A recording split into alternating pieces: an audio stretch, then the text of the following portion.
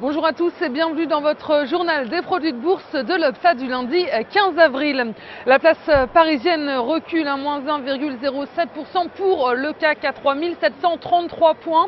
Les craintes sur le dossier chypriote ont refait surface avec la réunion vendredi des ministres des Finances de la zone euro à Dublin. Les ministres ont validé les modalités du plan d'aide chypriote et l'île devrait bénéficier d'une aide de 10 milliards d'euros avec un premier versement début mai. Les statistiques américaines décevantes ont également pesé sur le CAC. Les banques françaises du côté des valeurs sont sous pression. On voit que BNP Paribas, Crédit Agricole et Société Générale perdent toutes plus de 2%.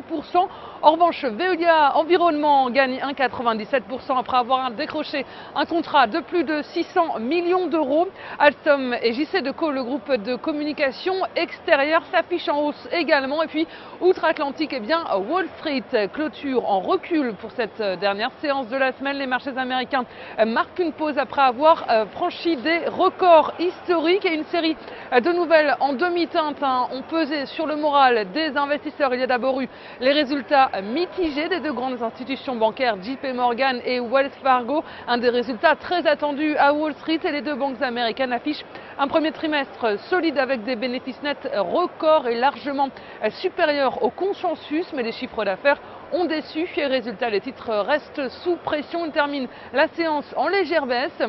Et la bourse de New York a pâti de statistiques américaines très décevantes. Les investisseurs ont regardé de très près la série de statistiques qui ressort également en dessous des attentes. Alors Wall Street a d'abord ouvert en baisse après l'annonce d'une baisse inattendue des ventes au détail aux États-Unis, des ventes au détail qui enregistrent leur plus fort recul en 9 mois. La confiance du consommateur s'est elle aussi dégradée, elle est au plus bas depuis juillet, et même tarif pour les prix à la production qui ont baissé de 0,6% le mois dernier.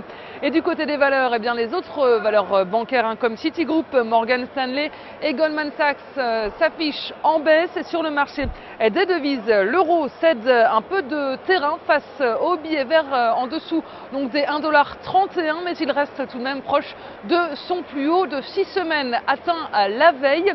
Et les volumes sont en repli sur le marché des produits de bourse avec 25 millions d'euros échangés dans une séance de léger repli. Et la répartition par type de produit nous indique que les certificats sont en forte hausse à 86% des échanges. Les varants sont en baisse à 14%. Et concernant les transactions, les certificats représentent 77% des échanges et les varants 23%. Et la répartition par sous-jacent nous indique que les indices sont en hausse avec 55% du marché. Les actions sont à 40%. Et si on regarde la répartition des transactions sur les varants, on voit que les indices représentent 45% du marché, les actions sont à 52%, le taux de change est à 1% et les matières premières sont à 2%. Et on s'intéresse aujourd'hui sur groupe d'immobilier commercial Unibail Rodamco. En franchissant la résistance majeure des 188 €, le titre s'extirpe d'une zone de consolidation en place depuis début mars et marque de nouveaux plus hauts annuels. Ce mouvement permet la libération d'un nouveau potentiel de hausse. Et enfin, l'indicateur de tension RSI valide une divergence haussière. En conséquence, tant que le support reste à 179,50 €, tablé sur une nouvelle jambe de hausse en direction de 215 €. Et la stratégie qui vous est proposée pour jouer cette valeur, c'est l'achat du Warrant Call Unibail Rodamco à 4 942 T d'Unicredit au prix d'exercice de 195 € et d'échéance au 6 décembre 2013. C'est tout pour aujourd'hui. Très bonne journée, on se retrouve demain.